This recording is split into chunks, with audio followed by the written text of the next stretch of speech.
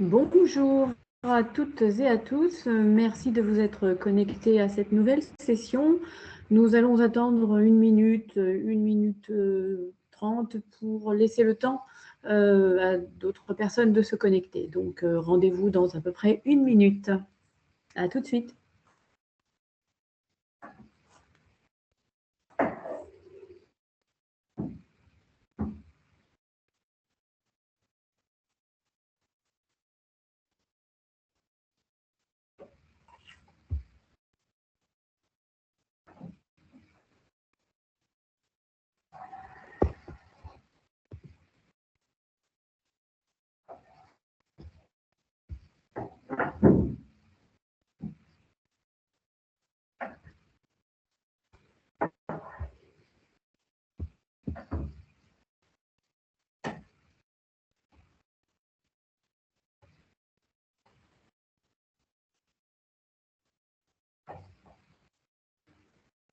Encore quelques secondes et nous allons démarrer. Je vois que la liste des participants augmente.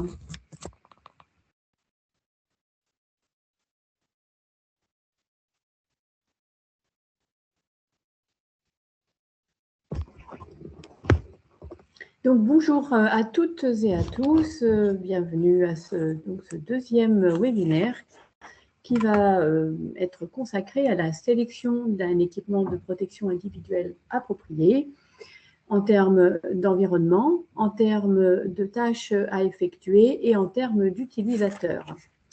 Avant de démarrer la session, quelques précisions techniques. Cette session est donc enregistrée. Vos micros et vos caméras sont désactivés. Cependant, vous pourrez poser toutes vos questions tout au long du webinaire à travers le chat. Marion y répondra à la fin de son exposé.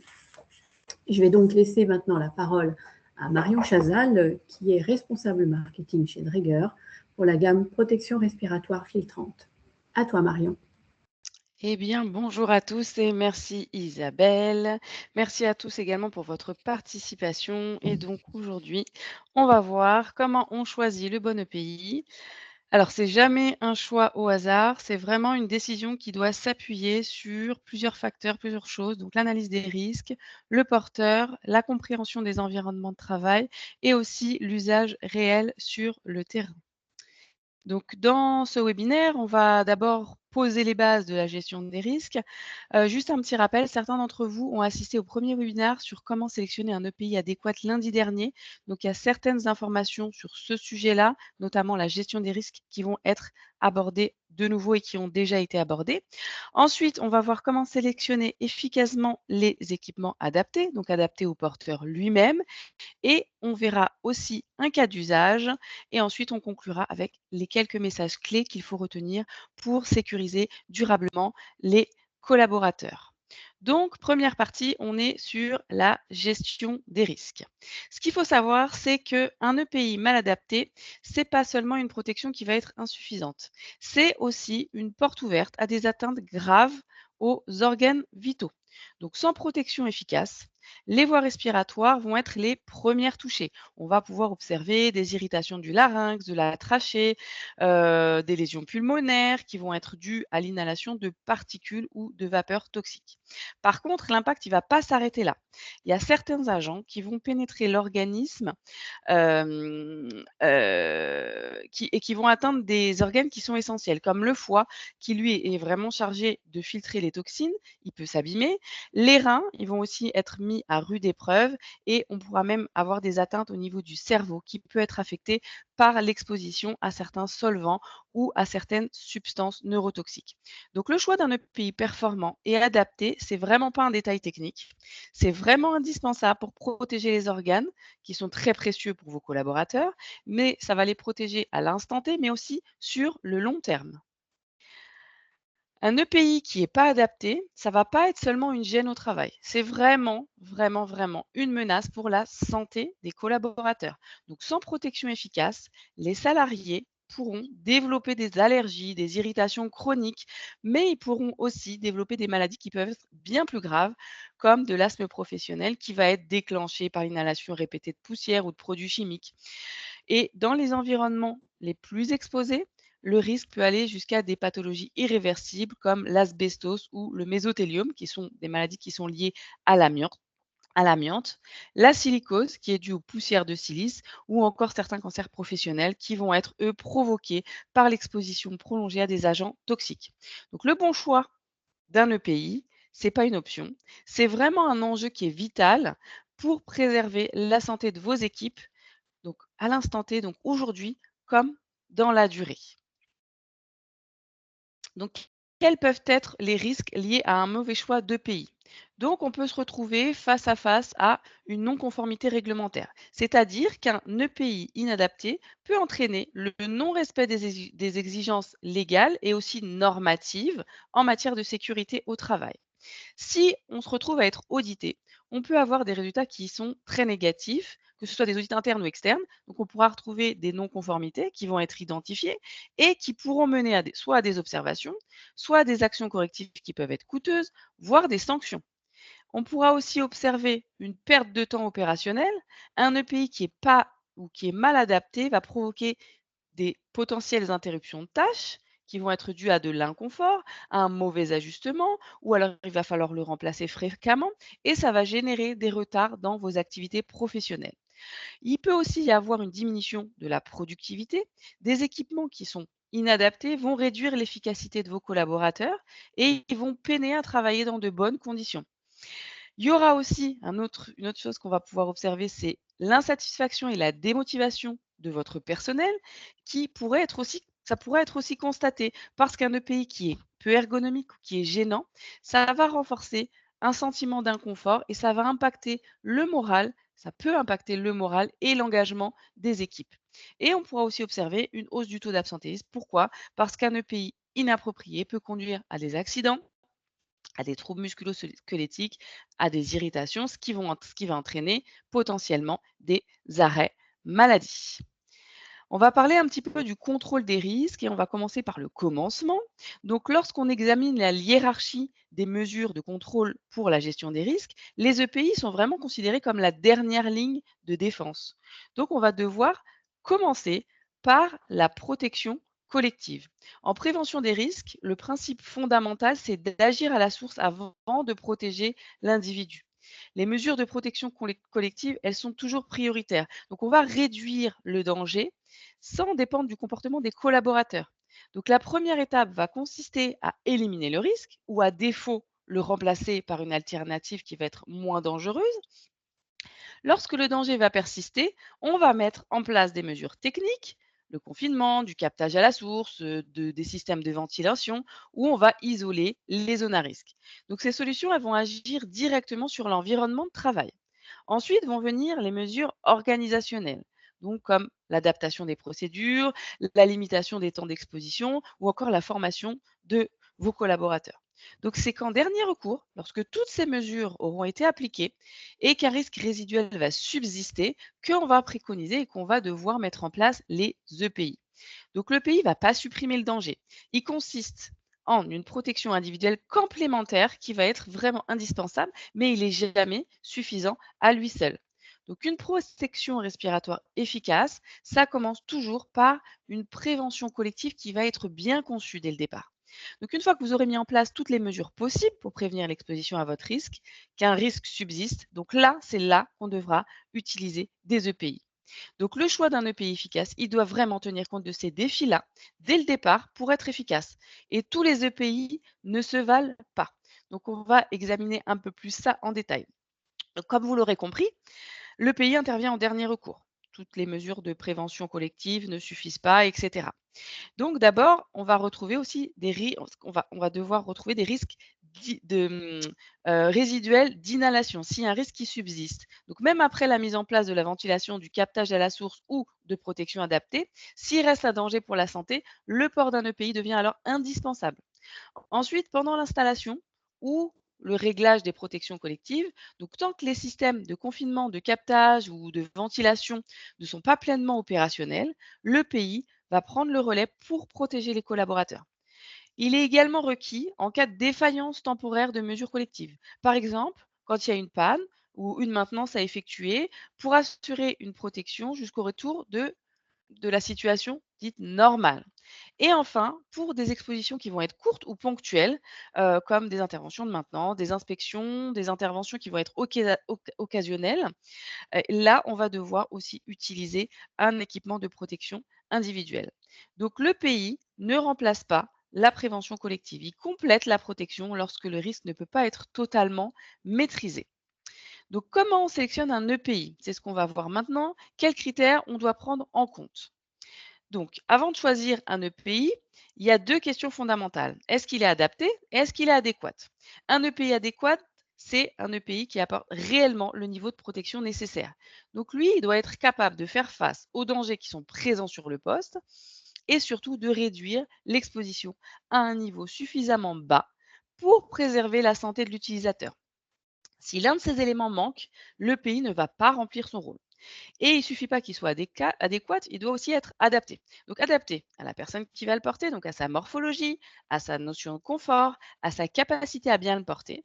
Il doit aussi être adapté à la tâche que l'utilisateur va faire, parce qu'il y a certains travaux qui vont demander de la précision, de la visibilité ou alors une grande liberté de mouvement. Et enfin, il doit aussi être adapté à l'environnement, parce que on va des fois retrouver des conditions climatiques particulières, des niveaux de contamination différents, un espace pour se mouvoir qui va être petit. Et si l'un de ces 3 critères n'est pas rempli, l'efficacité de la protection va diminuer immédiatement. C'est pour ça qu'on doit vérifier l'adéquation et l'adaptation d'un EPI. C'est vraiment pas une formalité. C'est ce qui va garantir une protection fiable, réelle et aussi durable dans le temps. Donc, pour bien choisir une protection respiratoire, il faut toujours considérer 3 dimensions essentielles: l'environnement, la tâche et l'utilisateur. Donc, d'abord, l'environnement. On va devoir faire attention à la température, aux conditions d'humidité. Est-ce qu'on se retrouve dans une atmosphère explosive? Est-ce qu'on va manquer d'oxygène? Ou est-ce qu'on est en présence d'asphyxiants?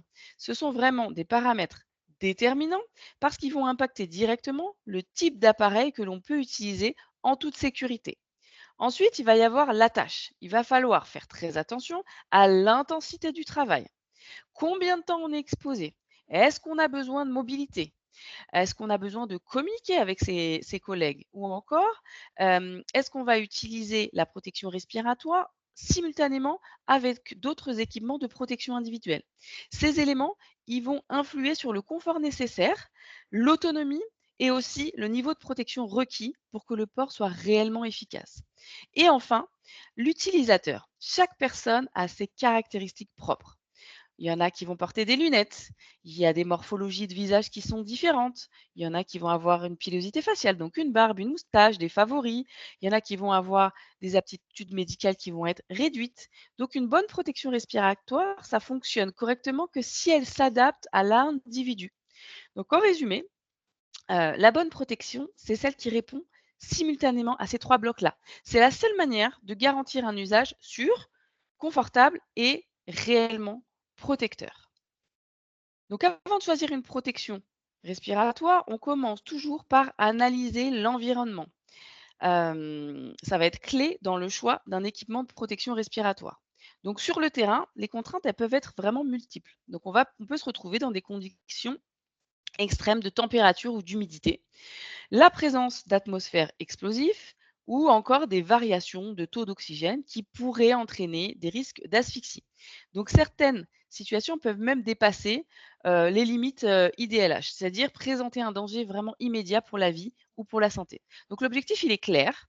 Il faut vraiment analyser précisément l'environnement de travail pour garantir un niveau de protection adapté, fiable et sécurisé pour les utilisateurs.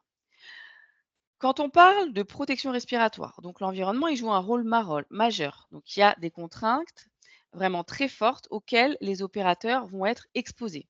Donc dans des conditions chaudes et humides, le port d'un EPI, d'un équipement de protection respiratoire, il devient rapidement pénalisant. Donc ça va augmenter le stress thermique, la transpiration et l'inconfort. Donc le résultat, ça va être que ça va réduire l'efficacité du travail et augmenter le risque de ne plus suivre correctement les consignes liées au port de la protection respiratoire. À ça va venir s'ajouter des environnements qui peuvent être potentiellement explosifs, avec la présence de gaz, de vapeur, de poussières inflammables. Donc dans ces contextes, c'est vraiment indispensable de prendre en compte les caractéristiques électriques et antistatiques des équipements, mais aussi de travailler sur un zonage précis et un regroupement cohérent du matériel. Donc l'objectif, il est clair, il faut garantir à la fois la sécurité des opérateurs et la continuité de l'activité dans des conditions qui peuvent être exigeantes. Donc en bref, l'environnement va conditionner dès le départ les choix possibles et il va imposer des exigences spécifiques pour garantir une protection vraiment adaptée et sûre.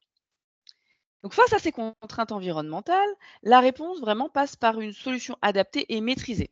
Par contre, on a des solutions. On peut proposer, par exemple, aux utilisateurs de mettre des cacoules ou des casques qui vont être équipés de systèmes à ventilation assistée ou à adduction d'air et qui vont garantir un flux d'air constant qui va arriver au niveau du visage du porteur, donc même dans des conditions qui peuvent être chaudes ou humides.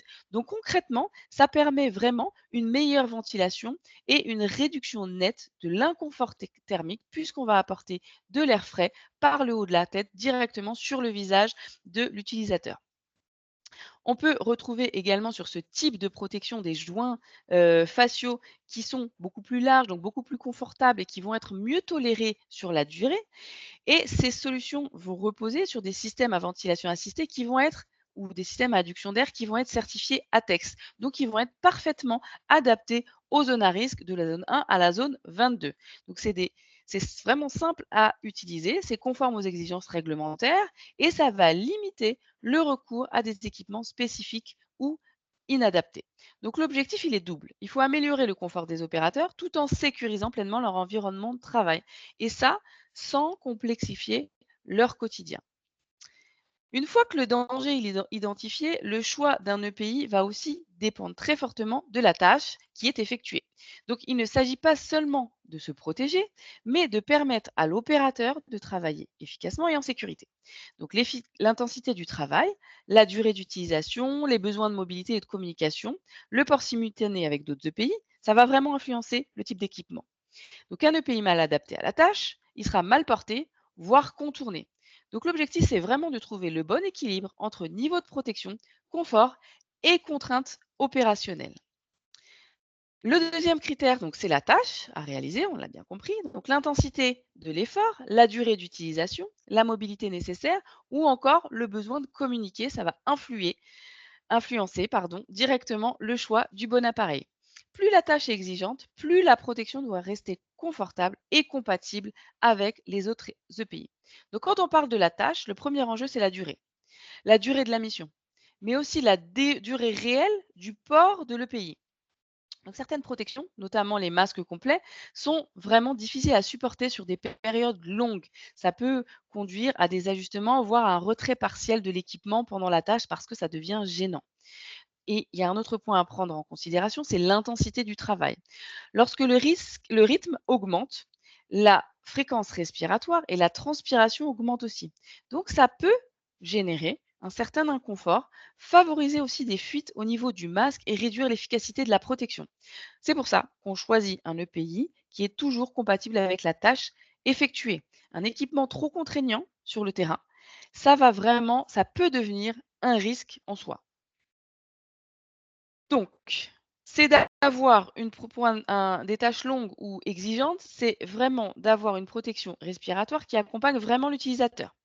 C'est ce que vont permettre les systèmes à ventilation ou à adduction d'air. Donc, ça va offrir une faible résistance respiratoire, ça va réduire l'effort à fournir et ça rend la respiration plus naturelle sur la durée.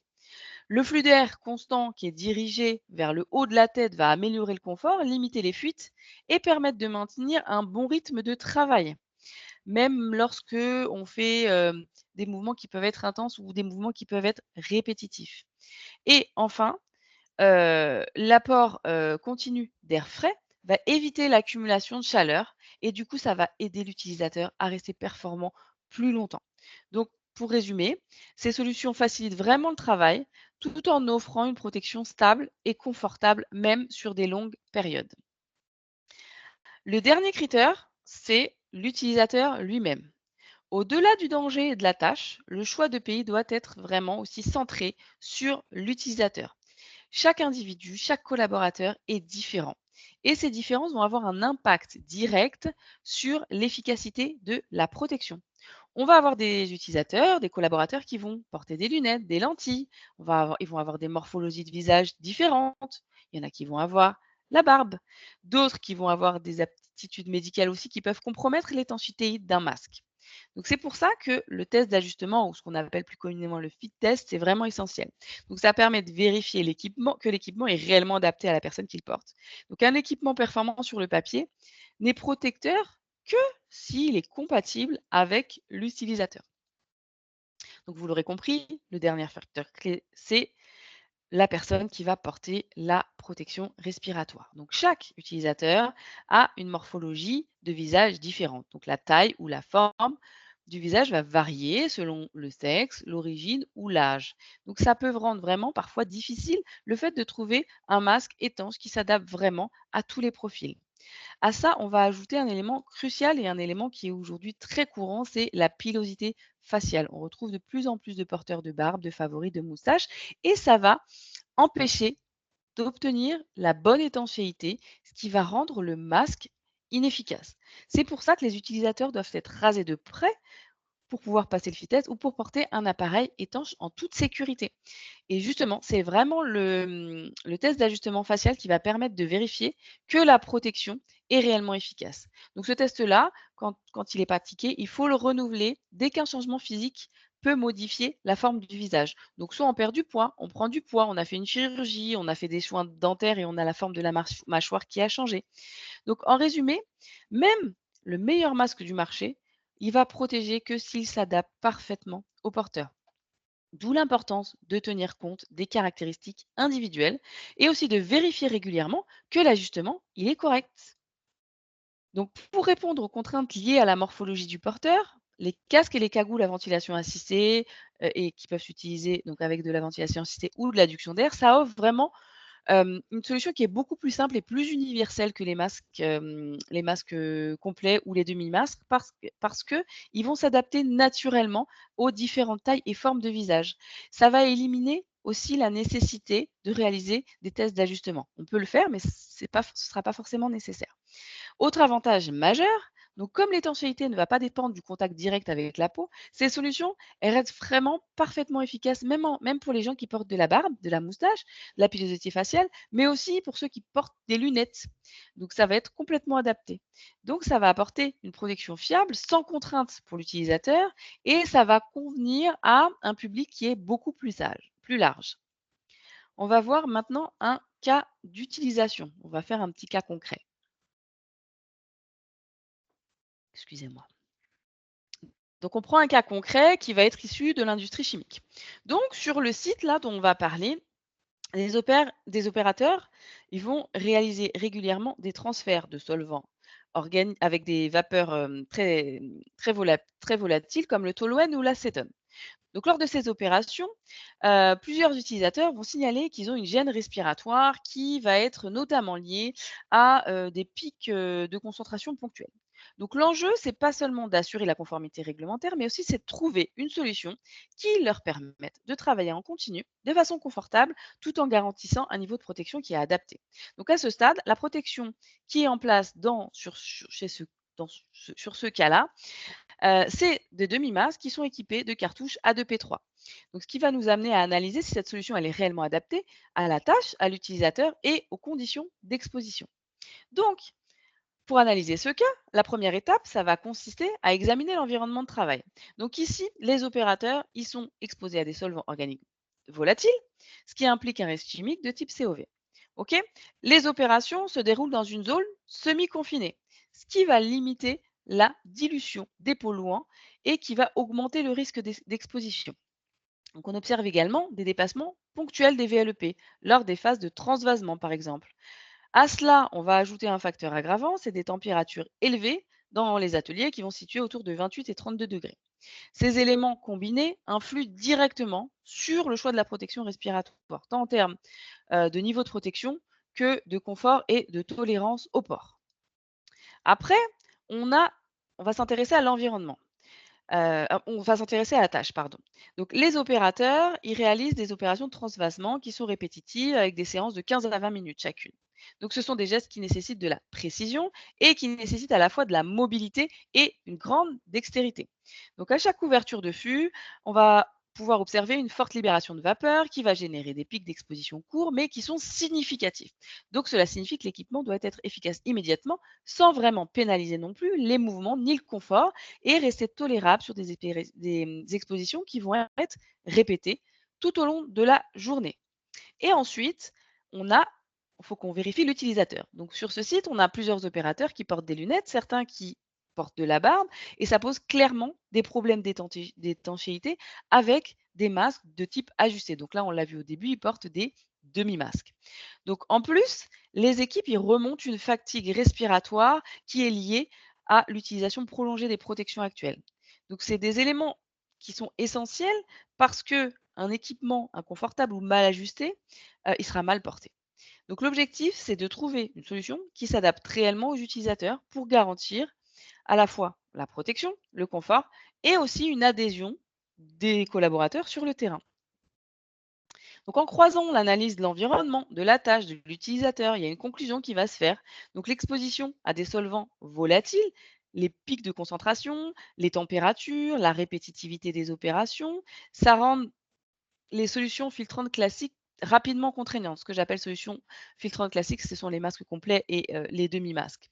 Donc si on ajoute à ça la fatigue respiratoire, la présence de lunettes et la pilosité faciale, donc on a un risque de mauvaise étanchéité, de non-port qui devient réel. Donc la solution la plus adaptée, ça va donc être de passer sur des casques ou des cagoules à ventilation assistée avec des cartouches A2P. Et ça va offrir une protection stable, un confort durable dans le temps et aussi une compatibilité totale avec les contraintes des utilisateurs. Donc c'est une solution qui sécurise à la fois l'adhésion sur le terrain et la protection. Donc dans ce cas pratique, on n'a pas vraiment mentionné la notion de VLEP et de seuil, mais c'était juste un exemple pour démontrer comment on choisit une protection plutôt qu'une autre. Il est bien entendu qu'on doit aussi prendre en compte la concentration du contaminant, ses pics, etc. Donc il faut vraiment faire une analyse de risque aussi, comme on l'a vu au départ, très complète. Euh, donc pour conclure, les EPI ne sont jamais et ne doivent jamais être choisis isolément. Ils vont s'inscrire dans une approche qui est structurée et méthodique. On va commencer par l'identification des dangers. Quelles sont les substances utilisées, sous quelle forme, avec quels effets potentiels. Ensuite, on évalue les risques en tenant compte des conditions d'exposition, des procédés, des concentrations mesurées, des exigences réglementaires comme les VLEP. Et une fois que tous ces éléments sont connus, il s'agit de maîtriser les risques en privilégiant d'abord les mesures collectives, donc la substitution, le captage, la ventilation, et les EPI interviennent alors comme le dernier rempart. Lorsque le risque résiduel persiste, l'étape suivante, ça va consister à consigner les conclusions et les mesures prises dans un document unique et dans des procédures internes. Et enfin, la démarche se boucle avec la révision régulière de ces contrôles pour vérifier que les mesures restent adaptées, efficaces et qu'elles répondent à l'évolution des produits ou des procédés. Donc ce schéma, ça montre bien que les EPI ne sont pas seulement une solution spontanée, ils font vraiment partie d'une démarche globale et continue de maîtrise du risque. Donc une fois qu'on a sélectionné la bonne protection respiratoire, le travail ne va pas s'arrêter là. Pour garantir un programme vraiment efficace, il faut vraiment s'assurer que les utilisateurs sont bien formés, formés à l'usage. Et il faut que l'usage soit supervisé sur le terrain et que les équipements soient entretenus conformément aux recommandations du fabricant. Donc la tenue de registre, c'est tout aussi essentiel pour répondre aux obligations réglementaires. Le stockage ici doit être adapté pour préserver la performance du matériel dans le temps. Donc en résumé, un programme respiratoire solide, ça repose autant sur le choix de l'équipement que la manière dont il est géré au quotidien. Donc le webinaire là prend fin. Juste pour information, il y a 2 autres webinaires qui sont prévus prochainement. Donc Isabelle, ma collègue, va vous mettre le lien si vous voulez vous y inscrire et on va passer aux, questions et je vais regarder si nous avons des questions dans le chat. Alors, merci, bah, c'est gentil.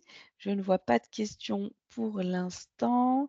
Je voulais quand même vous faire un petit rappel concernant, les VLEP. Vous pouvez retrouver les VLEP sur le site de l'INRS et également, on a un un site internet qui s'appelle Drager Voice et qui permet de rentrer le numéro de case du contaminant et qui va vous permettre de voir quelle est la VLEP et quelle est la protection respiratoire préconisée en termes de filtration ou d'adduction d'air ou et cetera. Et j'ai une autre question. Quelle est votre position sur la protection respiratoire pour les porteurs de barbe? Alors, notre position à nous, c'est que pour porter une protection ajustée, de type demi-masque, masque complet, il faut être rasé de près. On a des solutions, comme je l'ai expliqué dans la présentation, adaptées. On va plutôt partir sur des cagoules ou des casques, en ventilation assistée pour ce type de demande. Donc vous pourrez, Isabelle, est-ce que tu peux, mettre le lien, s'il te plaît? On a une documentation sur le port, d'EPI avec la barbe. Donc est-ce que tu peux mettre, nous mettre ça? Oui, bien Est-ce que sûr. vous Merci. Est-ce que vous avez la possibilité de nous transmettre vos documents en PDF? Alors ça va être fait après le webinar et vous allez aussi recevoir le replay, donc pour ceux qui veulent le revoir également. Voilà, donc oui, le lien va être mis dans le chat pour les VLEP. OK. Eh beh, écoutez, je ne vois plus, Sébastien Georges. Avez-vous créé un appareil mixte filtrant isolant? Non, pour le moment, on n'a pas de solution mixte filtrant isolant et si vous voulez plus d'infos, je vous invite à me contacter sur le slide qui est affiché. Vous avez mon adresse email, donc vous pouvez me faire vos demandes si elles sont spécifiques, par email. Soit je vous répondrai, soit je vous transmettrai vos coordonnées aux représentants, vente, de votre secteur. Voilà. Eh bien, écoutez, je vous remercie à tous pour votre participation et je vous dis à très bientôt. Au revoir. Merci Marion. À bientôt.